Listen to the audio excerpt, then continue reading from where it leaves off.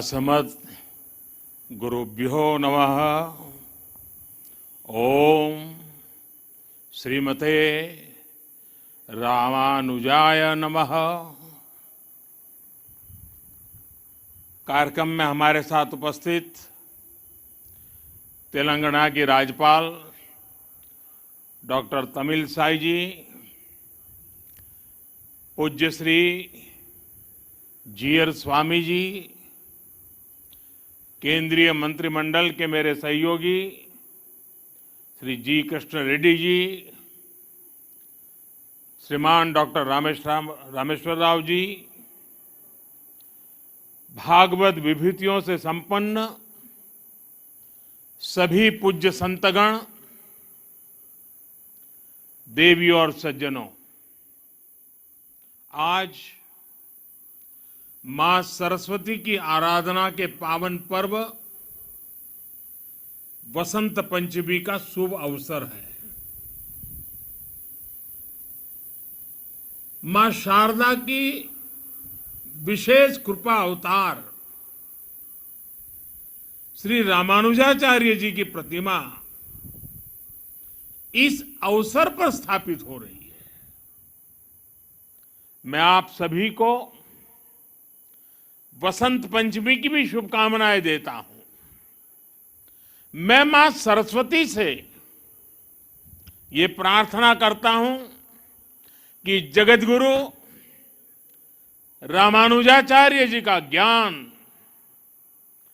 विश्व का पथ प्रदर्शन करे।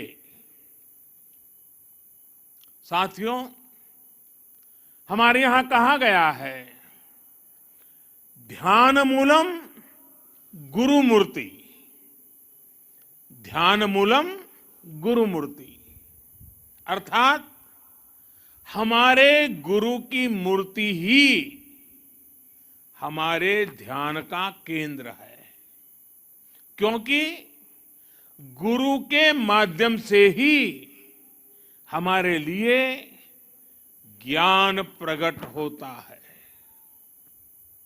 जो अबोध है हमें उसका बोध होता है। अप्रकट को प्रकट करने की ये प्रेरणा,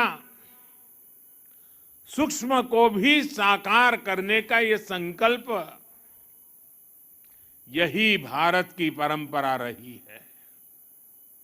हमने हमेशा उन मूल्यों और विचारों को आकार दिया है जो युगों युगों तक मानवता को दिशा दिखा सके।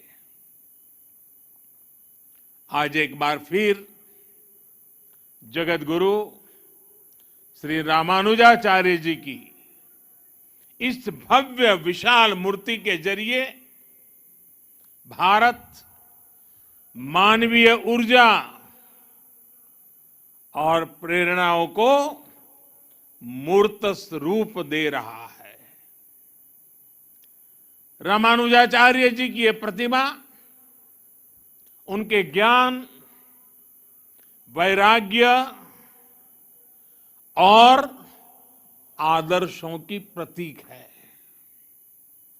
मुझे विश्वास है ये प्रतिमा न केवल आने वाली पीढ़ियों को प्रेरणा देगी, बल्कि भारत की प्राचीन पहचान को भी मजबूत करेगी। मैं आप सभी को, सभी देशवासियों को और पूरे विश्व में फैले रामानुजाचार्य जी के सभी अनुयायियों को इस शुभ अवसर पर अनेक अनेक बधाई देता हूं। साथियों, अभी मैं 108 दिव्य देशम मंदिरों के दर्शन करके आ रहा हूं। आलवार संतों ने जिन 108 दिव्य देशम मंदिरों का दर्शन पूरे भारत में भ्रमण करके किया था, कुछ वैसा ही सौभाग्य मुझे आज श्री रामानुजाचार्य जी की कृपा से यही मिल गया। मानवता के कल्याण का जो यज्ञ उन्होंने 11वीं शताब्दी में शुरू किया था, वही संकल्प यहां 12 दिनों तक विभिन्न अनुष्ठानों में दोहराया जा रहा है। पूज्य श्री जीयर स्वामी जी के स्नेह से आज विश्वक्सेन इष्टि यज्ञ की पूर्णाहुति में शामिल होने का सौभाग्य भी मुझे मिला है। मैं इसके लिए पूज्य जीयर स्वामी जी का विशेष रूप से आभार प्रकट करता हूं।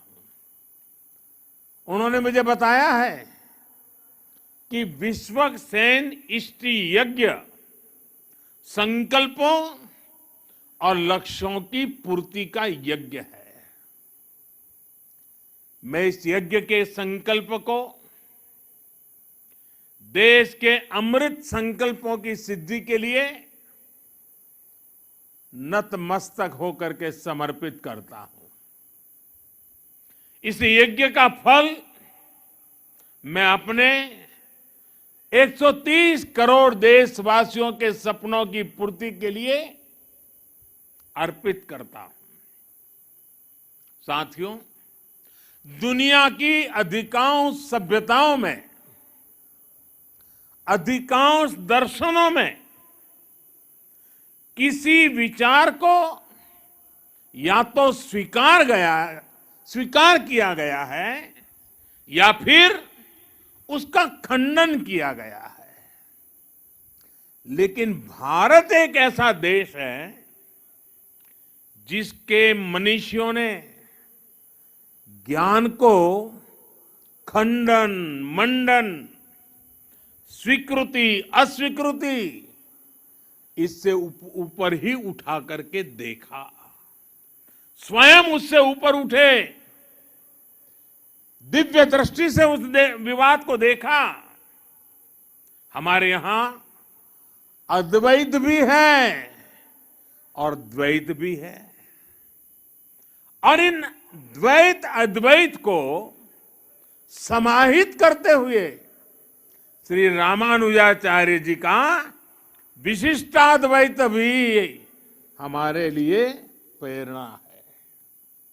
रामानुजाचार्य जी के ज्ञान की एक अलग भव्यता है।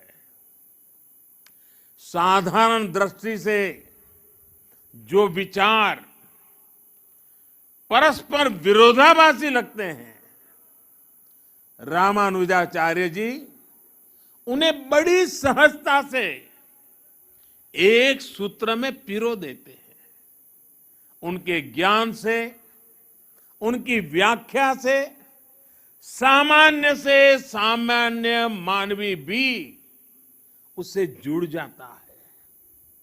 आप देखिए, एक और रामानुजाचार्य जी के भाष्यों में ज्ञान की पराकाष्ठा है, तो दूसरी ओर वे भक्ति मार्ग के जनक भी हैं। एक और वो समृद्ध संन्यास परंपरा के संत भी हैं, और दूसरी ओर गीता भाष्य में कर्म के महत्व को भी अत्यंत उत्तम रूप में प्रस्तुत करते हैं। वो खुद भी अपना पूरा जीवन कर्म के लिए समर्पित करते रहे। रामानुजाचार्य जी ने संस्कृत ग्रंथों की भी रचना की और तमिल भाषा को भी भक्ति मार्ग में उतना ही महत्व दिया। आज भी रामानुज परंपरा के मंदिरों में थिरुप्पावाई के पाठ के बिना शायद ही कोई अनुष्ठान पूरा होता हो। साथियों, आज जब दुनिया में सामाजिक सुधारों की बात होती है, प्रगतिशीलता की बात होती है, तो माना जाता है कि सुधार जड़ों से दूर जाकर ही होगा। लेकिन जब हम रामानुजाचार्य जी को देखते हैं तो हमें एहसास होता है कि प्रगतिशीलता और प्राचीनता में कोई विरोध नहीं है। ये जरूरी नहीं है कि सुधार के लिए अपनी जड़ों से दूर जाना पड़े, बल्कि जरूरी ये है कि हम अपनी असली जड़ों से जुड़े, अपनी वास्तविक शक्ति से परिचित हो। आज से 1000 साल पहले तो रूढ़ियों का दबाव, अंधविश्वास का दबाव कल्पना के बाहर कितना ज्यादा रहा होगा। लेकिन रामानुजाचार्य जी ने समाज में सुधार के लिए समाज को भारत के असली विचार से परिचित करवाया। उन्होंने दलितों, पिछड़ों को गले लगाया। उस समय जिन जातियों को लेकर कुछ और भावना थी, उन जातियों को उन्होंने विशेष सम्मान दिया। यादवगिरी पर उन्होंने नारायण मंदिर बनवाया, जिसमें दलितों को दर्शन पूजन का अधिकार दिया। रामानुजाचार्य जी ने बताया कि धर्म कहता है न जाति ही कारणम लोके गुणाः कल्याण हेतव। अर्थात संसार में जाति से नहीं, गुणों से कल्याण होता है। रामानुजाचार्य जी के गुरु श्री महापूर्ण जी ने एक बार दूसरी जाति के अपने एक मित्र का अंतिम संस्कार किया था। उस समय रामानुजाचार्य जी ने लोगों को भगवान श्री राम की याद दिलाई थी। उन्होंने कहा कि अगर भगवान राम अपने हाथों से जटायु का अंतिम संस्कार कर सकते हैं, तो फिर भेदभाव वाली सोच का आधार धर्म कैसे हो सकता है। ये अपने आप में बहुत बड़ा संदेश है। साथियों, हमारी संस्कृति की ये विशेषता रही है कि सुधार के लिए हमारे समाज के भीतर से ही लोग निकलते हैं। युगों से देखते आइए, समाज में जब भी कुछ बुराई के तत्व फैलने लगते हैं, कोई न कोई महापुरुष हमारी बीच में से पैदा होता है। और ये हजारों वर्षों का अनुभव है कि ऐसे सुधारकों को हमेशा उनके कालखंड में शायद स्वीकृति मिली हो या न मिली हो, चुनौतियां रही हो या न रही हो, संकट झेलने पड़े हो या न पड़े हो, विरोध भी सहना पड़ा हो, लेकिन उस विचार में, उस तत्व में उतनी ताकत रहती थी, उनका कन्विक्शन इतना जबरदस्त होता था कि वो समाज की बुराइयों के खिलाफ लड़ने के लिए अपनी पूरी शक्ति लगा देते थे। लेकिन जब समाज इसे समझ पाता है, तो जिसका कभी विरोध होता है, उसको स्वीकृति भी उतनी तेजी से मिलती है, सम्मान और आदर भी उतना ही मिलता है। ये इस बात का सबूत है कि बुराइयों के पक्ष में, कुरीतियों के पक्ष में अंधविश्वास के पक्ष में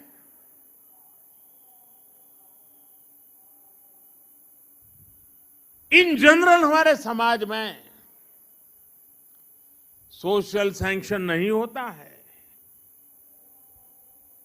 जो बुराई से लड़ते हैं, जो समाज को सुधारते हैं, हमारे यहां उन्हें ही मान और सम्मान मिलता है। भाइयों और बहनों, आप सब लोग रामानुजाचार्य जी के जीवन के विभिन्न आयामों से परिचित है।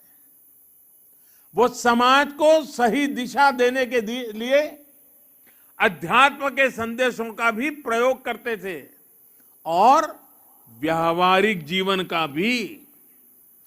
जाति के नाम पर जिनके साथ भेदभाव होता था, रामानुजाचार्य जी ने उन्हें नाम दिया थिरुकलथार, यानी लक्ष्मी जी के कुल में जन्म लेने वाला श्री कुल या देवीय जन्म। वो स्नान करके आते समय अपने शिष्य धनुर्दास के कंधे पर हाथ रखकर आते थे। ऐसा करके रामानुजाचार्य जी छुआछूत की बुराई को मिटाने का संकेत देते थे। यही वजह थी कि बाबा साहब आंबेडकर जैसे समानता के आधुनिक नायक भी रामानुजाचार्य जी की भरपूर प्रशंसा करते थे और समाज को भी कहते थे कि अगर सीखना है तो रामानुजाचार्य जी की शिक्षा से सीखो। और इसलिए आज रामानुजाचार्य जी की विशाल मूर्ति स्टैच्यू ऑफ इक्वालिटी इसके रूप में समानता का संदेश दे रही है। इसी संदेश को लेकर आज देश सबका साथ, सबका विकास, सबका विश्वास और सबका प्रयास के मंत्र के साथ अपने नए भविष्य की नींव रख रहा है। विकास हो, सबका हो, बिना भेदभाव हो। सामाजिक न्याय सबको मिले, बिना भेदभाव मिले। जिन्हें सदियों तक प्रताड़ित किया गया, वो पूरी गरिमा के साथ विकास के भागीदार बने। इसके लिए आज का बदलता हुआ भारत एकजुट प्रयास कर रहा है। आज सरकार जो योजनाएं चला रही है, उनका बहुत बड़ा लाभ हमारे दलित पिछड़े भाई बहनों को हो रहा है। चाहे पक्के घर देना हो या फिर उज्ज्वला का मुफ्त कनेक्शन, गैस कनेक्शन, चाहे 5 लाख रुपए तक मुफ्त इलाज की सुविधा हो या फिर बिजली का मुफ्त कनेक्शन, चाहे जनधन बैंक खाते खोलना हो या फिर स्वच्छ भारत अभियान के तहत करोड़ों शौचालयों का निर्माण करना हो। ऐसी योजनाओं ने दलित, पिछड़े, गरीब, शोषित, वंचित सभी का भला किया है। बिना भेदभाव सबको सशक्त किया है। साथियों, रामानुजाचार्य जी कहते थे, उरिय गल्लुकुल वेड़मिल्ले, अर्थात सभी जीव समान है। वो ब्रह्म और जीव की एकता की बात ही करके रुकते थे, ऐसा नहीं थे। वो वेदांत के इस सूत्र को स्वयं भी जीते थे। उनके लिए स्वयं में और दूसरों में कोई भेद नहीं था। यहां तक कि उन्हें अपने कल्याण से ज्यादा जीव के कल्याण की चिंता थी। उनके गुरु ने कितने ही प्रयासों के बाद जब उन्हें ज्ञान दिया तो उसे गुप्त रखने के लिए कहा, क्योंकि वो गुरु मंत्र उनके कल्याण का मंत्र था। उन्होंने साधना की थी, तपस्या की थी, जीवन समर्पित किया था और इसलिए ये गुरु मंत्र मिला था। लेकिन रामानुजाचार्य जी की सोच अलग थी। रामानुजाचार्य जी ने कहा, पतिश्चे एक एवाहम, पतिश्चे एक एवाहम, नरके गुरु पातकात्, सर्वे गच्छन्तु भवताम कृपया परमम पदम। यानी मैं अकेला नरक जाऊं तो भी कोई बात नहीं, लेकिन बाकी सबका कल्याण होना चाहिए। इसके बाद उन्होंने मंदिर के शिखर पर चढ़कर हर नारी को वो मंत्र सुनाया, हर नर को वो मंत्र सुनाया जो उनके गुरु ने उन्हें उनके कल्याण के लिए दिया था। समानता का ऐसा अमृत रामानुजाचार्य जी जैसा कोई महापुरुष ही निकाल सकता था, जिसने वेद वेदांत का वास्तविक दर्शन किया हो। साथियों, रामानुजाचार्य जी भारत की एकता, भारत की अखंडता का भी एक प्रदीप्त प्रेरणा है। उनका जन्म दक्षिण में हुआ, लेकिन उनका प्रभाव दक्षिण से उत्तर और पूरब से पश्चिम तक पूरे भारत पर है। अन्नामाचार्य जी ने तेलुगु में उनकी प्रशंसा की है। कनकदास जी ने कन्नड़ भाषा में रामानुजाचार्य जी की महिमा गाई है। गुजरात और राजस्थान में अगर आप जाएंगे तो वहां भी अनेक संतों के उपदेशों में रामानुजाचार्य जी के विचारों की सुगंध में महसूस होती है। और उत्तर में रामानंदीय परंपरा के गोस्वामी तुलसीदास जी से लेकर कबीरदास तक हर महान संत के लिए रामानुजाचार्य परम गुरु है। एक संत कैसे अपनी आध्यात्मिक ऊर्जा से पूरे भारत को एकता के सूत्र में पिरो देता है, रामानुजाचार्य जी के जीवन में हम ये देख सकते हैं। इसी आध्यात्मिक चेतना ने गुलामी के सैकड़ों वर्षों के कालखंड में भारत की चेतना को जागृत रखा था। साथियों, ये भी एक सुखद संयोग है, श्री रामानुजाचार्य जी पर यह समारोह उसी समय में हो रहा है जब देश अपनी आजादी के 75 साल मना रहा है। आजादी के अमृत महोत्सव में हम स्वाधीनता संग्राम के इतिहास को याद कर रहे हैं। आज देश अपने स्वाधीनता सेनानियों को कृतज्ञ श्रद्धांजलि दे रहा है।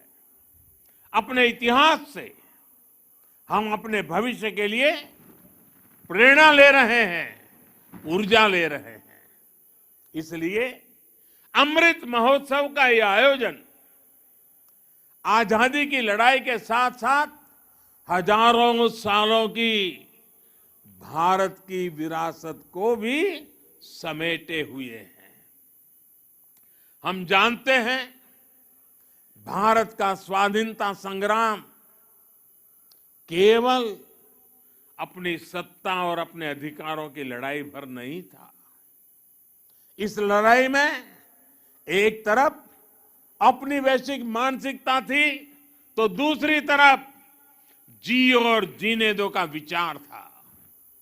इसमें एक और ये नस्लीय श्रेष्ठता और भौतिकवाद का उन्माद था, तो दूसरी ओर मानवता और आध्यात्म में आस्था थी।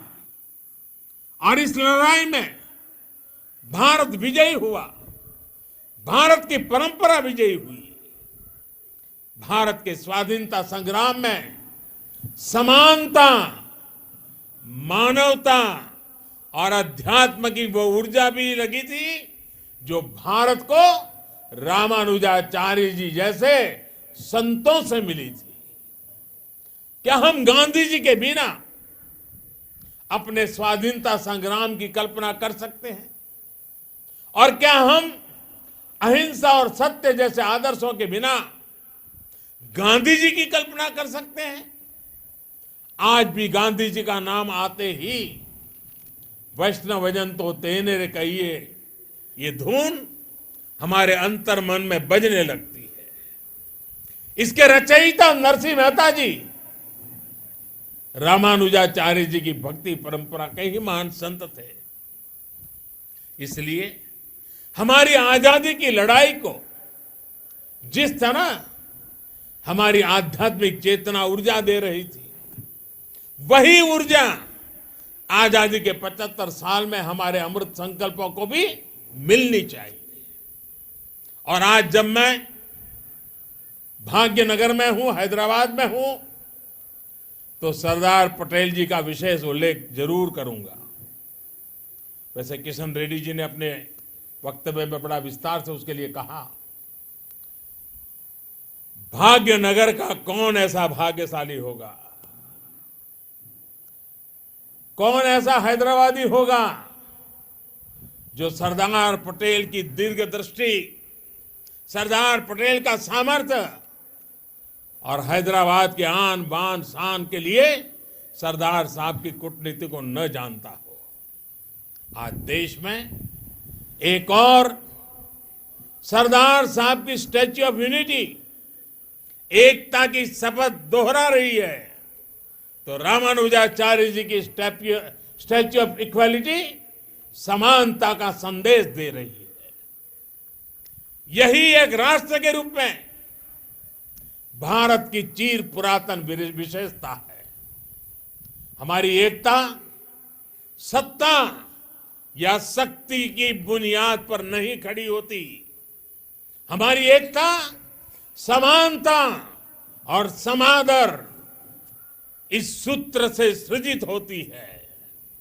और साथियों, आज जब मैं तेलंगाना में हूं, तो इस बात का जिक्र भी जरूर करूंगा कि कैसे तेलुगु कल्चर ने भारत की विविधता को सशक्त किया है। तेलुगु कल्चर की जड़ों का विस्तार सदियों में फैला हुआ है। अनेक महान राजा रानियां इसके ध्वजवाहक रहे हैं। सातवाहन हो, काकातिया हो या विजयनगर साम्राज्य, सभी ने तेलुगु संस्कृति की पताका को बुलंद किया। महान कवियों ने तेलुगु संस्कृति को समृद्ध किया है। पिछले वर्ष ही तेलंगाना में स्थित 13वीं शताब्दी के काकातिया रुद्रेश्वर रामाप्पा मंदिर को यूनेस्को विश्व धरोहर स्थल घोषित किया गया है। वर्ल्ड टूरिज्म ऑर्गेनाइजेशन ने पोचमपल्ली को भी भारत के सबसे बेहतरीन टूरिज्म विलेज का दर्जा दिया है। पोचमपल्ली की महिलाओं का हुनर पोचमपल्ली साड़ियां के रूप में विश्व विख्यात है। ये वो संस्कृति है जिसने हमें हमेशा सद्भाव, भाईचारा और नारी शक्ति का सम्मान करना सिखाया है। तेलुगु संस्कृति की इस गौरवशाली परंपरा को आज तेलुगु फिल्म इंडस्ट्री भी पूरे आन बान शान से आगे बढ़ा रही है। तेलुगु सिनेमा का दायरा सिर्फ उतना ही नहीं है जहां तेलुगु बोली जाती है, इसका विस्तार पूरे विश्व में है। सिल्वर स्क्रीन से लेकर ओटीटी प्लेटफॉर्म्स तक इस क्रिएटिविटी की चर्चा छाई हुई है। भारत के बाहर भी खूब प्रशंसा हो रही है। तेलुगु भाषी लोगों का अपनी कला और अपनी संस्कृति के प्रति ये समर्पण सभी के लिए प्रेरणा समान है। साथियों, आजादी के 75वें वर्ष में इस अमृत काल में श्री रामानुजाचार्य जी की ये प्रतिमा प्रत्येक देशवासी को निरंतर प्रेरित करेगी। मुझे पूरा भरोसा है आजादी के अमृत काल में हम उन कुरीतियों को भी पूरी तरह समाप्त कर पाएंगे जिन्हें खत्म करने के लिए श्री रामानुजाचार्य जी ने समाज को जागृत किया था। इसी भाव के साथ पूज्य स्वामी जी का आदर पूर्वक धन्यवाद करते हुए इस पवित्र अवसर में हिस्सेदार बनने के लिए आपने मुझे अवसर दिया। मैं आपका बहुत आभारी हूं। विश्व भर में फैले हुए प्रभु रामानुजाचार्य जी के विचारों से प्रभावित प्रेरित हर किसी को मैं अनेक अनेक शुभकामनाएं देता हूं। मेरी वाणी को विराम देता हूं। आप सबका बहुत बहुत धन्यवाद।